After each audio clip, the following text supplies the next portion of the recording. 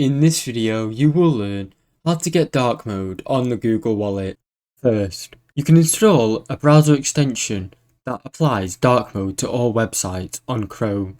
The popular browser extensions are Dark Reader.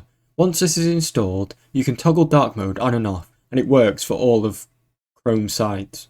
You can also use Night Eye. This is another extension that will give you dark mode across all websites. If you do not want to use a browser extension, use this other method. First, if you're using Windows, go to Settings, Personalization, then Colors. Under Choose your default app mode, select Dark Mode. Then, all of your websites will be in dark mode.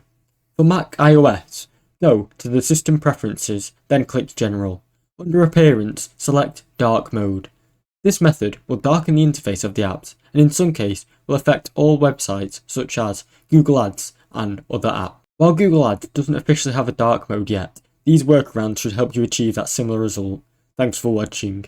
Don't forget to like and subscribe.